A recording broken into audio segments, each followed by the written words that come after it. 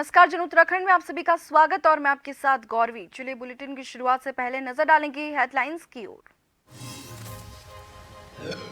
CM Dhami के निर्देशों से उत्तराखंड में मदरसों का आधुनिकीकरण। 117 मदरसों में एनसीईआरटी पैटर्न पर होगी पढ़ाई। अगले शिक्षा सत्र से 4 मॉडर्न मदरसों की शुरुआत एपीजे अब्दुल कलाम के नाम पर होगा। मूल निवास भू कानून को लेकर कांग्रेस का स्पष्टीकरण। कहा, अधिनियम 1950 लागू करने को लेकर पूरा समर्थन।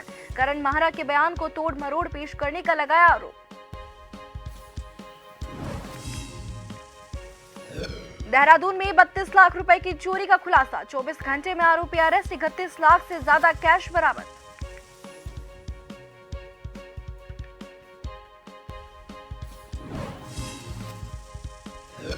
उधम सिंह नगर में तेज रफ्तार का कहर। बाइक और कार की भिड़ंत, छात्र की मौत। छात्रा का जिला अस्पताल में इलाज जारी, वहीं कार चालक फरार।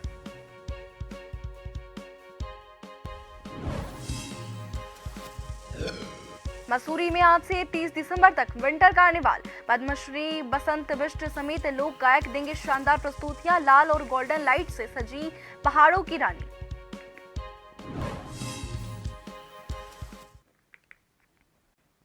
उत्तराखंड वक्फ बोर्ड देवभूमि के मदरसों को मॉडर्नाइजेशन की ओर ले जा रहा है। मुख्यमंत्री पुष्कर सिंह धामी के निर्देशों के मुताबिक उत्तराखंड के 117 मदरसों में मॉडर्न और एनसीईआरटी पैटर्न के तहत पढ़ाई कराई जाएगी, जिसके तहत अगले शिक्षा सत्र से प्रदेश के 4 मॉडर्न मदरसों की शुरुआत की जाएगी, जिसमें क्लास और कैंपस मॉडर्नाइजेशन के साथ ही मदरसों में ड्रेस कोड भी लागू कराया जाएगा।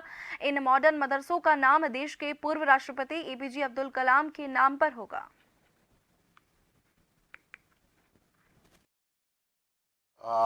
जो हम बनाने जा रहे हैं 117 मदरसों में से जो 4 मॉडल मदरसे हम दे रहे हैं उसको हम मार्च सेशन से स्टार्ट करने जा रहे हैं। तो उसका अब जो उत्तराखंड वेबसाइट है उसी के ऊपर बच्चों का रजिस्ट्रेशन जल्द प्रारंभ हो जाएगा। एक ऐप डिज़ाइन किया गया है जिसमें बच्चे अपना रजिस्ट्रेशन करा पाएंगे, उनके पेरेंट्स अपने बच्चों का रजिस्ट्रेशन करा पाएंगे और सब कुछ ऑनलाइन होगा, क्योंकि मॉडर्न मदरसे हैं तो मॉडर्न के मामले में कुछ भी जानना होगा तो आपको वेबसाइट पे वो दिखाई देगा।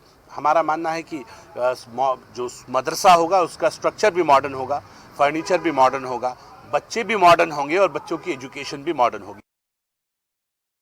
पिथौरागढ़ में विकसित भारत संकल्प यात्रा का रथ मंगलवार को जनपद के विकासखंड कनाली छीना के राजकीय इंटर कॉलेज पहुंची, जहां ग्रामीणों ने ढोल बाजे और सांस्कृतिक दल छोलिया कलाकारों के साथ उनका भव्य स्वागत किया। इस दौरान कार्यक्रम में बतौर मुख्य अतिथि सांसद अजय टमटा और विधायक विशन सिंह चौफाल ने प्रतिभाग किया।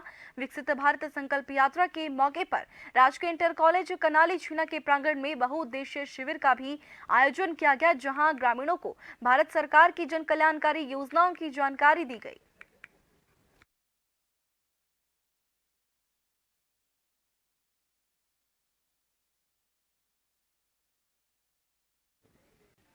भू कानून और मूल निवास को लेकर उत्तराखंड में चिंगारी लगी हुई है और इसको लेकर सभी राजनीतिक पार्टियां अपना बयान दे रही है।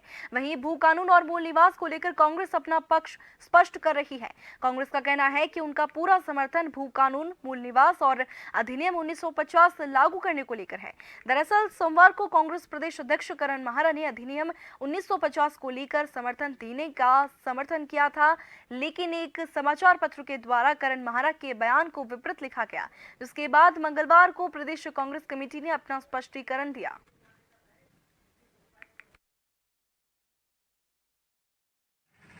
कि माननीय अध्यक्ष जी का निहितार्थ बिल्कुल वो नहीं था जिस तरह से परोसा गया है। अध्यक्ष जी ने साफ तौर पर कहा है कि हम इस अभियान के साथ, इस रैली के साथ अपना जुड़ाव महसूस करते हैं। अगर ना करते होते तो न समर्थन पत्र देते और ना इतनी बड़ी संख्या में वहां कांग्रेस का कार्यकर्ता और नेता आपको दिखाई पड़ता। हम सशक्त भू कानून के पुरजोर पक्ष में है कि यहाँ जल्द से जल्द सशक्त भू कानून लाया जाना चाहिए। हिमाचल प्रदेश से भी और भी ज्यादा सख्त भू कानून यहाँ पर लाया जाना चाहिए, क्योंकि अब जमीन बची नहीं। मूल निवास भू कानून समन्वय संघर्ष समिति उत्तराखंड के आह्वान पर 24 दिसंबर को देहरादून की सड़कों पर मूल निवास 1950 और भू कानून की मांग को लेकर विशाल जनसैलाब देखने को मिला। कांग्रेस समेत कई विपक्षी दल भी इस रैली के समर्थन में नजर आए। हालांकि एक निजी अखबार में प्रेषित खबर के मुताबिक कांग्रेस प्रदेश अध्यक्ष करण माहरा ने मूल निवास 1950 पर मांग पर सहमत न होने की बात कही गई। इस खबर के बाद मूल निवास भू कानून समन्वय संघर्ष समिति उत्तराखंड ने कांग्रेस को आड़े हाथों लिया है। समिति के मुताबिक कांग्रेस और भाजपा एक ही सिक्के के दो पहलू हैं, जो कि वोट की राजनीति के तहत उत्तराखंड के मूल निवासियों के खिलाफ षड्यंत्र रचने का काम कर रहे हैं।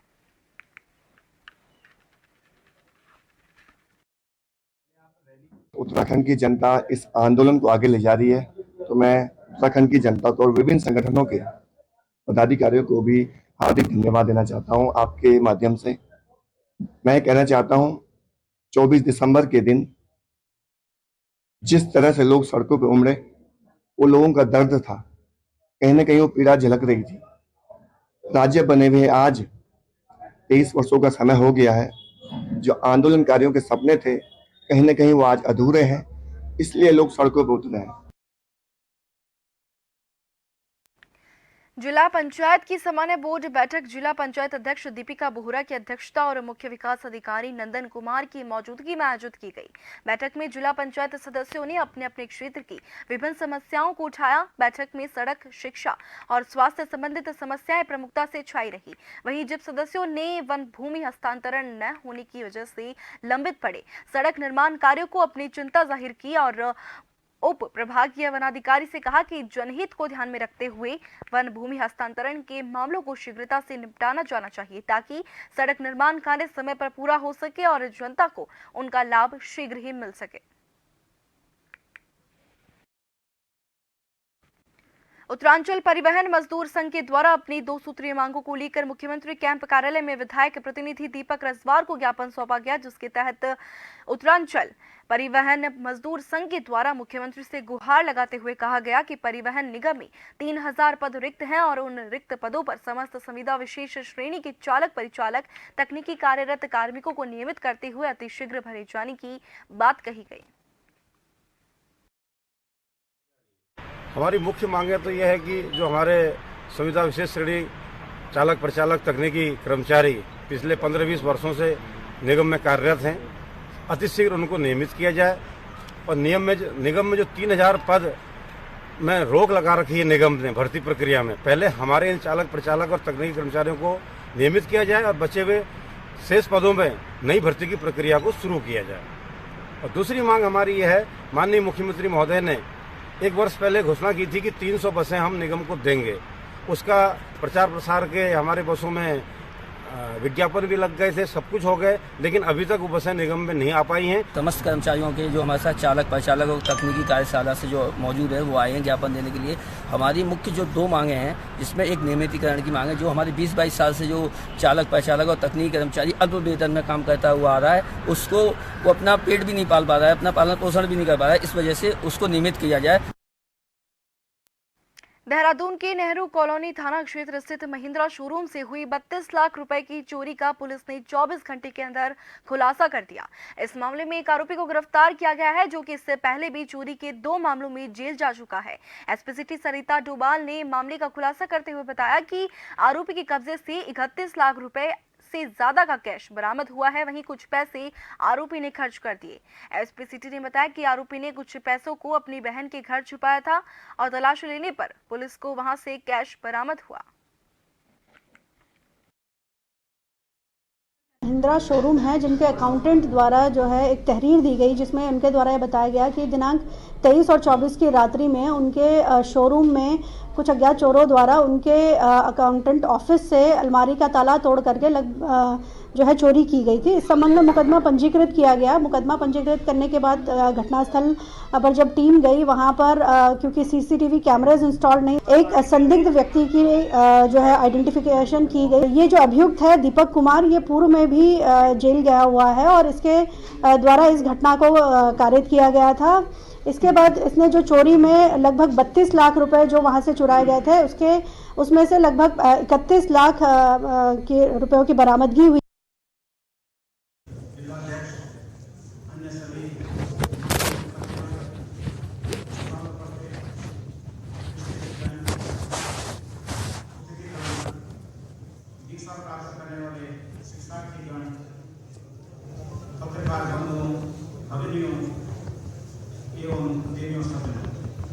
आज बड़ी खुशी का विषय है किसान समारोह शुरू होने जा रहा है, क्योंकि कुछ तकनीकी कारणों से गवर्नर साहब और मुख्यमंत्री जी का समन्वय नहीं स्थापित हो पाया। भारत माता की जय, भारत माता की जय। उत्तराखंड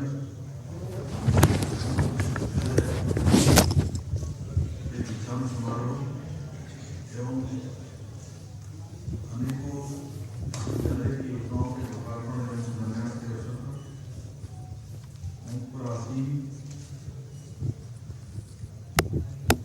उत्तराखंड राज्य के उच्च शिक्षा मंत्री आदरणीय डॉक्टर धन सिंह रावत जी विश्वविद्यालय के बांध आखिरकार टूट गया। पीड़ित परिजनों ने युवक की बरामदगी को लेकर विधायक के साथ कोतवाली पहुंचकर घेराव किया, जहां उन्होंने युवक को बरामद करने की मांग की। साथ ही लापता युवक के दोस्त के भाई के खिलाफ भी तहरीर दी गई। दरअसल गांव उमरपुर का रहने वाला एक युवक शनिवार की रात 9 बजे गांव का अपने एक दोस्त अजय को बाइक से अपने साथ लेकर गया था। सोमवार तक भी जब अजय घर नहीं पहुंचा तो परिजनों ने इसकी शिकायत विधायक आदेश चौहान से की। इसके बाद विधायक ने उनके साथ मिलकर कोतवाली पहुंचे और लापता युवक को बरामद करने की मांग की।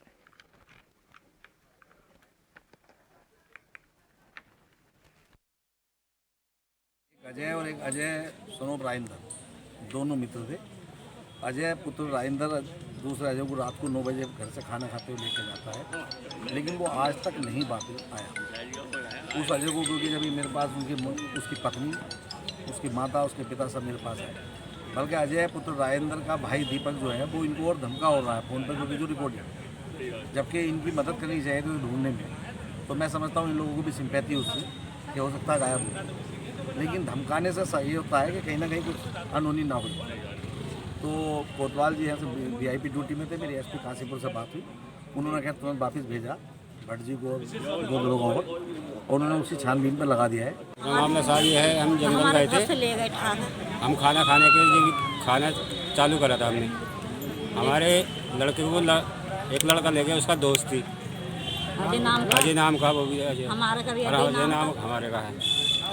जब से हमसे कह दिया हम हमारी हैं, अभी तक 3 दिन हो गए हमारा लड़का नहीं आया। वो लड़का दूसरा अजय नाम का जो ले गया था वो अपने घर है। आज किसके साथ पहुंचे कोतवाली? कोतवाली किसके साथ आए थे आज? विधायक साहब कहे थे साहब। क्या आश्वासन मिला है? आश्वासन 3 दिन से भूख पे हमें खाना बिल्कुल, मेरे 2 बच्चे हैं छोटे छोटे, आप उन्हें ढूंढ के जरूर ला देना। अजय ले गए थे, इनके दोस्त, अजय नाम उनका है, अजय उनका है। उधम सिंह नगर जनपद की सिडकुल चौक के अंतर्गत बुलेट बाइक और कार की भिड़ंत हो गई। बुलेट सवार छात्र और छात्रा गंभीर रूप से घायल हो गए। आनन फानन में दोनों को अस्पताल ले जाया गया, जहां छात्र को चिकित्सकों ने मृत घोषित कर दिया, जबकि छात्रा को उपचार के लिए निजी अस्पताल में भर्ती कराया गया है, जहां उसकी हालत गंभीर बताई जा रही है। सूचना पर पहुंची पुलिस ने शव को कब्जे में लेकर पोस्टमार्टम के लिए भेज दिया है। वहीं चालक फरार है। क्षेत्र निवासी ही एक युवक की मृत्यु का प्रकरण प्रकाश में आया है। इसमें अभी फिलहाल जो पंचायतनामा और पोस्टमार्टम की कार्रवाई की जा रही है, और साथ में ही हम लोग CCTV फुटेज इत्यादि भी देख रहे हैं कि घटना के क्या कारण और क्या घटनाक्रम रहा, तो उसमें अग्रिम कार्रवाई की जाएगी इसमें। और जो परिजनों से हम लोग लगातार संपर्क में हैं, जैसे भी तहरीर आती है उस हिसाब से अग्रिम कार्रवाई की जाएगी।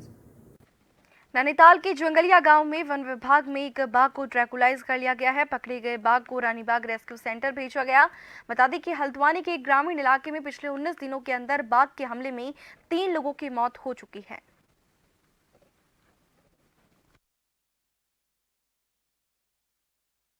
अभी तो अपडेट यही है कि जो फॉरेस्ट डिपार्टमेंट की टीम थी उसने इसको ट्रैंक्विलाइज किया और अभी ये रेस्क्यू सेंटर में है। पूर्व में जो DNA सैंपल्स आप लोगों ने भेजे होंगे फॉरेस्ट ने, उसके सैंपल्स को अब जो वर्तमान में आपके पास जो भी एनिमल है उससे टैली किया जाएगा। उसके बाद ही पुष्ट रूप से आप कह पाएंगे कि वो एनिमल है या नहीं है। लेकिन जो काफ़ी दिनों से आपकी टीम उस क्षेत्र में एक्टिव थी, बीच में एक लेपर्ड को भी पिंजरे में कैद किया गया था। अब ये टाइगर है जो वर्तमान में ट्रैंक्विलाइज हुआ है, तो इनकी रिपोर्ट्स आने का वेट करते हैं। तब तक आपके माध्यम से अनुरोध है कि क्षेत्र में जो लोग रह रहे हैं, जहाँ पे भी ये एक तरह से ये एनिमल एक्टिव था, जो पूर्व के एहतियात हैं फिलहाल बरते जाएं और इस रिपोर्ट के आने की वेट करें। जोशीमठ से तकरीबन 90 किलोमीटर की दूरी पर नीति घाटी में बाबा टिम्बर सेन महादेव की गुफा विद्यमान है। जिस गुफा तक जाने के लिए मुख्य सड़क से तकरीबन 1.5 किलोमीटर खड़ी चढ़ाई पार करनी होती है। बाबा टिम्बर सेन महादेव को छोटे अमरनाथ के नाम से भी जाना जाता है।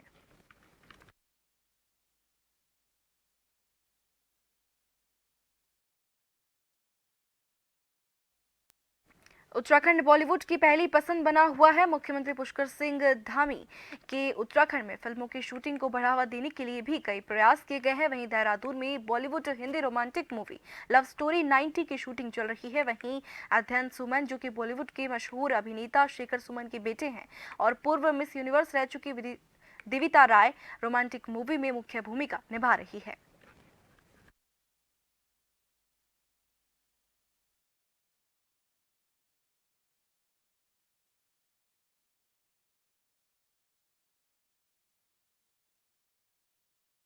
जी, मेरी फर्स्टली डेब्यू फ़िल्म है, तो मैं बहुत ही एक्साइटेड हूँ कि मुझे इतना अच्छा किरदार निभाने के लिए मिल रहा है। तो ये मौका ही मेरे लिए बहुत ही बड़ा है। और ये लव स्टोरी जो है वो बहुत ही मतलब प्यारी सी, इनोसेंट सी जो 90s में होती थी ना, तो उसी को मतलब ट्राइंग टू से कि मॉडर्न डे में भी 90s लव स्टोरी एग्जिस्ट हो सकती है और कैसे जो मॉडर्न एरा है, जो हम ऐसे यूथ हैं, वो भी 90s लव स्टोरी को अपना सकते हैं। तो बहुत ही ब्यूटीफुल लव स्टोरी है और इसके कैरेक्टर्स भी बहुत ही इंटरेस्टिंग हैं। जो हम यहाँ पर फिल्म लेकर के आए हैं, उस फिल्म का टाइटल है लव स्टोरी ऑफ 90s। तो लव स्टोरी ऑफ 90s में मैं आपसे ये कहना चाहता हूँ कि जैसे कि हम लोग ने यहाँ पर प्लान किया उत्तराखंड के बारे में, तो सबसे पहले तो ये हमारी उत्तराखंड में फर्स्ट विजिट थी एज ए प्रोड्यूसर कि भाई किस तरह का होगा, कैसा होगा। तो काफ़ी तारीफ़ सुनी थी हम लोग ने मुंबई के अंदर कि भाई आप उत्तराखंड जाइए, वहाँ पर आपको फैसिलिटी अच्छी होगी, वहाँ पर परमिशंस जो आपको चाहिए शूटिंग के लिए उसके लिए ज़्यादा तकलीफ़ नहीं होगी, प्लस वहाँ का माहौल बहुत अच्छा है, लोकेशन बहुत अच्छे, मतलब इतनी तारीफ़ सुनी हर चीज़ के लिए। पहाड़ों की रानी मसूरी में आज से 30 दिसंबर तक विंटर कार्निवाल आयोजित होने जा रहा है और जिसके लिए तैयारियां पूरी कर ली गई है। विंटर कार्निवाल में जागर सम्राट पद्मश्री बसंती बिष्ट, लोक गायिका रेशमा शाह और रूहान भारद्वाज और करिश्मा शाह पहले दिन में प्रस्तुति देंगे और 28 दिसंबर को इंडिया ओशन और इंद्र आर्य ग्रुप अपनी प्रस्तुति देंगे। शुरुआत है वो हमारी नेचुरल एक्टिविटीज से है, नेचर से संबंधित एक्टिविटीज से। प्रातः 8:30 बजे से एक जो है बर्ड वॉकिंग है, ये हमारा इंटेक है, उनके जो है वहाँ से कोऑर्डिनेट कर रही है सैजल अग्रवाल मैडम हैं। बहुत ही इंटरेस्टिंग एक्टिविटी है ये। उसके बाद हमारे दोपहर में 3 बजे से लैंडोर बाजार में हेरिटेज वॉक भी रखा गया है नेचर एक्टिविटी में। उसके बाद जो हमारा कल्चरल प्रोग्राम है, जो हमारा हर साल की तरह शोभा यात्रा जो हमारी शुरुआत होती है वो सर्वे फील्ड से स्टार्ट होगी, लगभग 12 बजे वो स्टार्ट होगी और शोभा यात्रा पूरा करते हुए उसको पूरी मॉल रोड के थ्रू होती हुई वो उसकी कल्मिनेशन जो है लाइब्रेरी चौक पर होगी।